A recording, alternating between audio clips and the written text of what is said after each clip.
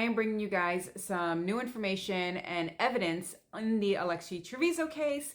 But before I tell you guys or show you guys this evidence, I'm going to tell you what it is, and then we're going to do a quick backstory on where this information came from and just kind of a quick rundown, because I know it's been a while. A lot of people don't know about the Alexee Trevizo case or what's going on in the Alexee Trevizo case. So you're going to want to stay tuned for me to get over past the introduction, because the evidence that I'm going to show you is going to be actual photos. And I don't know if they are from the actual autopsy or if they are from the hospital, but they are of the bag that baby Alex was in after the bag was removed or ripped open. It looks like there is a portion of the photos that had the baby on there, but you're not going to be able to see those. That was blacked out. And again, I will give you some history on how I got these photos. So quick backstory for those who don't know. This is the story of Alexee Trevizo. Back in 2023, Alexee had went over to the hospital because she was suffering from some abdominal pain, and turned out that she was in labor. She didn't know she was pregnant. The hospital staff did a pregnancy test. They discovered she was pregnant, but they never bothered to tell her. She went to the bathroom thinking that she had to use the bathroom, ended up giving birth to a baby. The baby was, we do not believe that the baby was born alive. And the baby was placed into the garbage can. And then when the staff came later on and cleaned up and everything else, they found the baby. They never did any type of resuscitation or anything on the baby. The baby was pronounced deceased. The mother was, there's a whole big thing. This case just kind of goes on. You guys are going to have to go back and do some research or watch all of my videos if you want all of the details. But basically, a lot of medical staff lied in order to cover up God knows what. And at this point, the case is pending an appeal because the courts basically ruled that the stuff that she said in her hospital room is inadmissible. And so they are now appealing it so that way this case can go to trial. That is just kind of the nitty-gritty rundown of what is going on in this case. Now, for those who have not watched my videos on the Alexee Trevizo case, despite the fact that there are numerous other people, content creators, media, and stuff that believe that she is guilty of ending her baby's life, I do not. I 100% do not believe that that baby was born alive. I believe that the autopsy is wrong and incorrect, and that's something that I'm going to show you right now that kind of just, I think for me, solidifies that they majorly screwed up when it comes to the autopsy.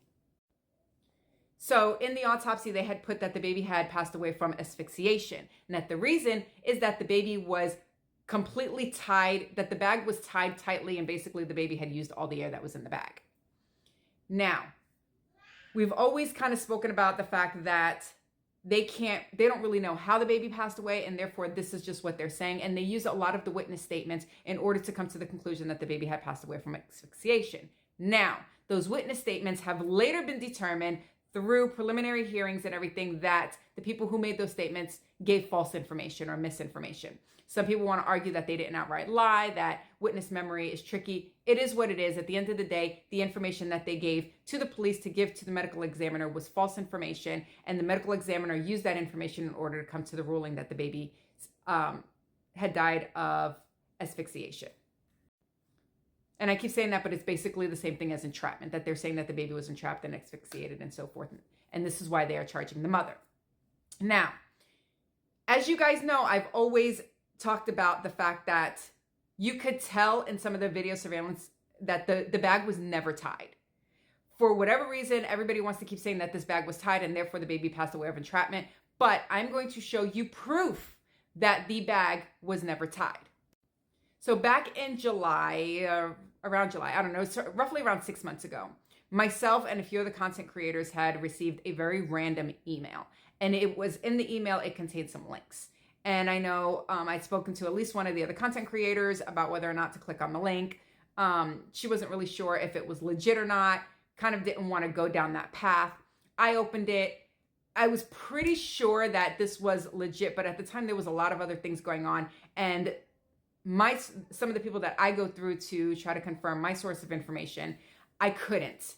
And not to mention, they really wouldn't have known too much about the photo anyway. But either way, there was no way for me to actually dive deep at the time to determine if the photo was legit or not.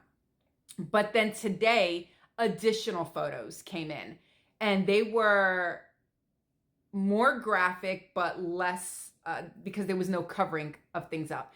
I am not going to show those. I'm sorry, I can't do that because I would like to keep my account, but I am going to show you one of the photos from and like I said, I don't know if this is actually in the autopsy room or if this is at the hospital. I'm more inclined to believe that this is probably at the hospital, and the reason for it is because we know that there was a lot of photos that were taken at the hospital that were leaked out from the medical staff. So this is the photo here. Now in this photo, what you see is the blacked out image of the baby that he's laying on some sort of table. And what you can see behind him is the bag. You also see it looks like part of the umbilical cord. Now remember that the medical staff, CNA stuff, said that the umbilical cord, it looked like it was shredded. As you can see clearly, that is not the case here. This looks to be perfectly detached from the placenta. And that right there to me confirms all of the things that we've been saying about that there's very possible that there was something wrong at that point where it detached. And because it was just so perfect, it's not cut, it's not shredded, it's not severed, it's just perfectly detached. There is the tampon wrapper that they discussed in the autopsy report. But the biggest thing is the bag. Look at the bag. There is not a knot anywhere here. The bag is either opened or ripped open, but nowhere in these photos do you see that it was ever tied. There is no knot, there is no tying, there is nothing here to indicate that this baby was tightly sealed, as they stated, which would have caused entrapment. I am 1,000%. I'm 1,000% sure that Alexee Trevizo's defense team is definitely 100% going to attack the autopsy report. They would be dumb not to. They're going to attack the entrapment or the asphyxiation or any of that stuff. And I really think that they're going to go, and we've had this argument before, you guys can go back and forth. If you guys want to kind of talk about it, make more videos and kind of refresh your mind, I can do that. Or you could just go back and watch the other ones. But ultimately, this whole thing about whether or not the baby was born alive, again, I don't believe the baby was born alive. I do not believe this baby passed away of entrapment. There's a lot of other cases. We have the Diana Zavala case in Texas that just went, and she kind of, that case is over. She took a plea deal. But again, they could never charge her with the death of the baby. Why? Because even though she attempted to clean up the mess, even though the baby was left in the toilet, she claimed that she attempted to flush the baby down the toilet. There's even evidence of a possible air intake because of stuff there was air in the baby's stomach.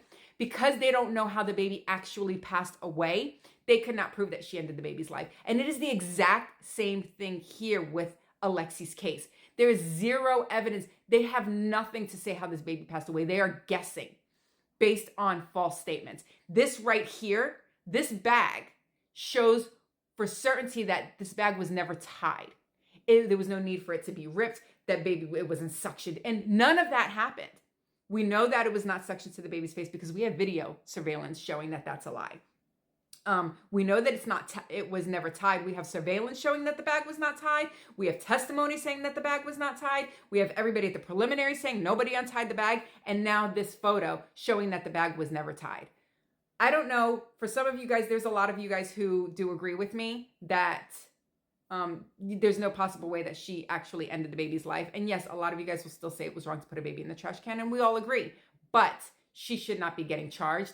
Again, I think that this is going to play a significant role in the trial. We, again, are still waiting on the appeals court to make their ruling. That case is ready to go. There are some movements in the civil case, but nothing big and drastic. As soon as we get something back on the appeals case, I will let you guys know, because at that point, they will start to move forward in the criminal trial. It'll be interesting to see how that goes and how this photo plays in the grand scheme of things. And again, like I said, there are more photos that have come in. I will not share them, but this right here is enough to show you guys that we were 100% correct saying that the bag was never tied and that this child did not die from entrapment.